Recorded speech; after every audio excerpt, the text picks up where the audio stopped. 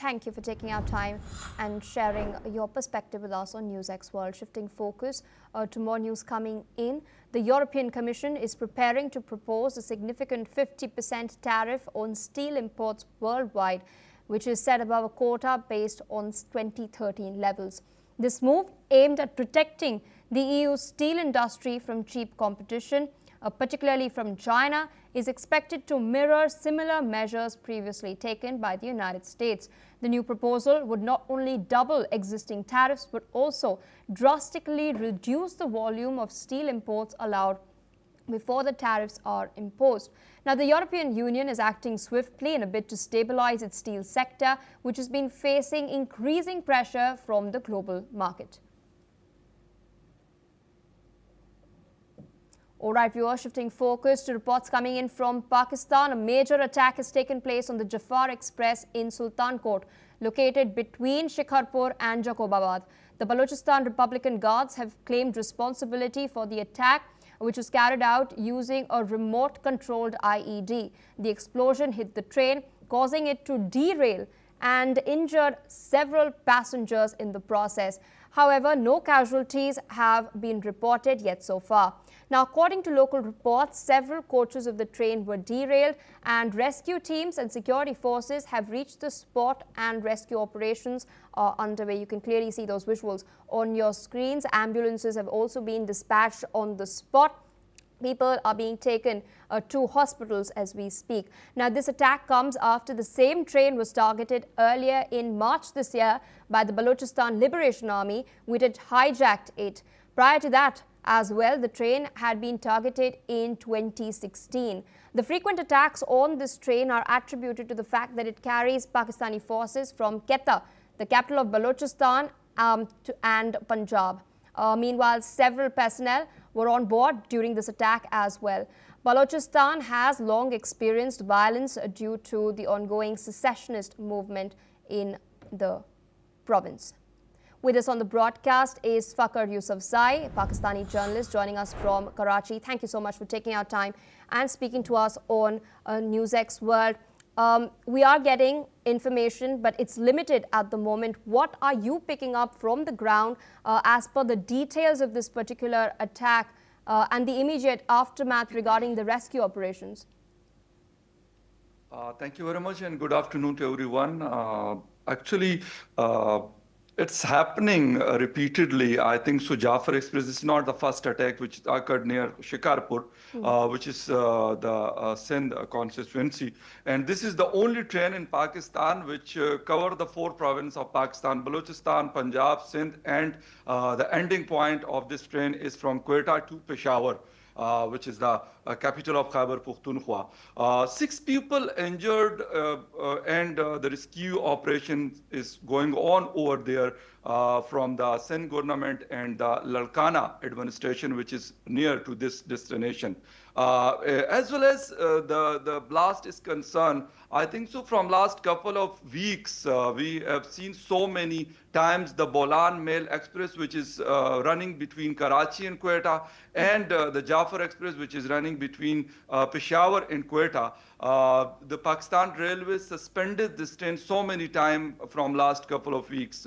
But I think so this is the security collapse, I think so, I will say that. And as well as the blast is concerned, or the different attacks in the different area attacks is concerned. But this is occurred. This attack is occurred in Sindh, not in Balochistan, which is I think so. The BLA have a very strong hold in Balochistan. The other organization as well. Especially we have seen the last week attack in Quetta by the Tehreek-e-Taliban Pakistan on the frontier constabulary headquarters. Therefore, it's mean the route of this train, which is started from Quetta and passed so many areas of Balochistan and then entered to the Sindh and then Punjab. I don't know how it is going on, especially in Sindh area, or if sometime we have seen this type of attacks or something else in Punjab. I think so it's very alarming for the security institution and as well as for the federal government, for the provincial government of Balochistan and Sindh. They should investigate this attack. Is it by the BLA, BLF, or the Sindhu Desh organization is also operating these type of attacks in the different area of Sindh? Indeed, as you've mentioned, the last time around the Jaffar Express was targeted when the hijacking had taken place earlier. It was at Bolan Pass in Balochistan, but this time around, the attack has taken place in Sultan Kot in Sindh. We do know now that the Balochistan Republican Guards have come out and claimed responsibility. I wanted to understand, how is the Pakistani government now tackling the situation that has now become volatile with these trains being increasingly targeted? What security measures are in place? Yeah, of course, the government is trying for provide the security, but I think so it is not possible because this train is start the journey from Quetta and the end point is Peshawar, almost 15, 16 or 1700 kilometer. It's a long trek, I think so, but especially in the Balochistan area, which is, I think so, I will say that this is insecure. The government is trying providing the different type of security. And when the Jaffar Express attacked last time and the hijacked by the BLA for almost 72 hours, then the government decided that we will use the drone for the air surveillance, and we will protect all the railway track which start from Quetta and especially in the Bolan area. But I don't know. After that, we have seen not that big attack on the Jaffar Express in those areas, but we have seen the small IED blast on the railway tracks, and so many times the Jaffar Express suspended, as well as the small attack is going on in the Balochistan area. Of course, this is the need of the strong security for this trend, but what is the main reason behind these attacks? Of course, the BLA or BLF are operating in the Balochistan area. If we will tackle them, of course, these type of attacks or other attacks might be possible. We can cope up with that. Otherwise, if we will think about it, that we will protect this railway track, which is, I think, so not easy. Not easy. But the thing, government should respond, government should take some concrete steps against the BLA. If they want to talk, they should talk to them. If they want to, they need operation, military operation, which is going on from so many years, from last so many years in the different area of Balochistan. But the situation is not coming under control. I think so it's a very alarming and concerning point for everyone who's living in Balochistan or some other part of Pakistan. As you pointed out, we've seen repeated attacks against the Jaffar Express, and in fact, the BLA is known for using guerrilla tactics. We'd seen it last time around. They had released a series of videos showcasing how they hijacked the train and how exactly they took the Pakistani armed forces hostage as well. They also killed several. This clearly points towards a calibrated, well-planned approach to what is then Pakistan's strategy for tackling this.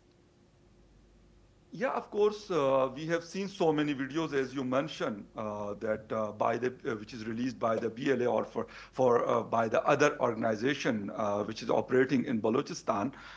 They are doing their attack with well planned. I will say that they have attacked on the Jaffar Express last time. That was, of course, without a planning.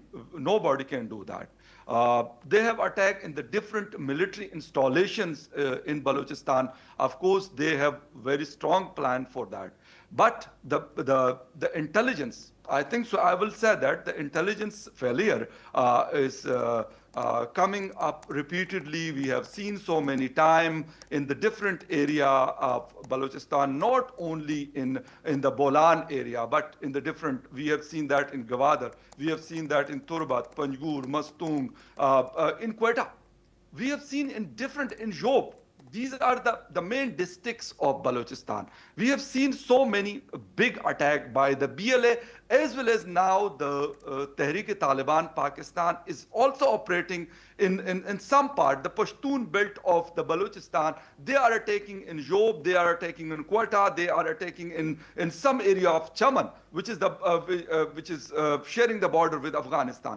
I think so we have need some good planning. The political will needed for that. I think so the government which is running the Balochistan, which is led by the Pakistan People's Party, I think so they're not capable to take a strong decision, or they don't have a capability to talk with the different area. Even they didn't talk with Marang Baloch. I think she's leading a political movement.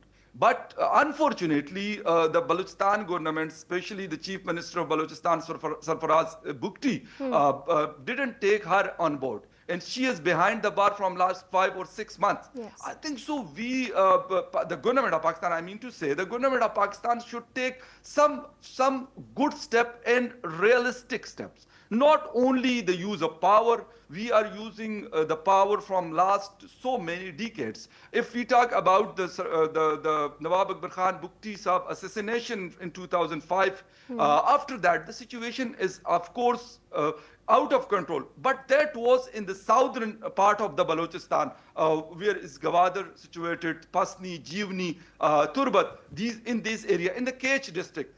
But right now, it's going on in the other part of the Balochistan, which is, I think, so not good for Balochistan, as well as very alarming and very threatening for the security system of Pakistan. All right, with that, I would like to thank you, Mr. Yusufzai, for taking out time and sharing your perspective with us on NewsX World. With that, viewers, we're shifting focus to what's happening in Madagascar. Madagascar's president, André Rajoelina, has appointed Army General Rufin Fortunate-Zafimbo as the Prime Minister in a bid to ease escalating protests against his leadership. Listen in to what he had to say. Koa ampaindreny noa andraisako ny fanapa-kevitra fa iandraikitra ny Prime Ministre lehibe ny gouvernemanta manomboka amin'ny masinandro androany ny Général de Division Zafsambo Rufin Fortunat Dimso.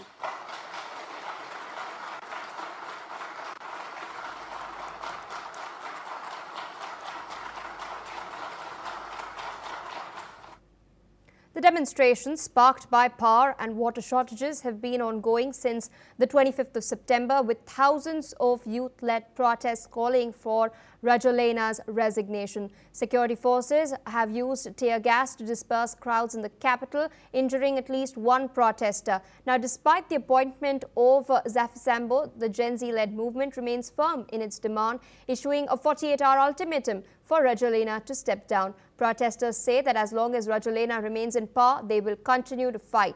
The protests have turned violent, with reports of deaths and injuries, including the use of live ammunition by security forces.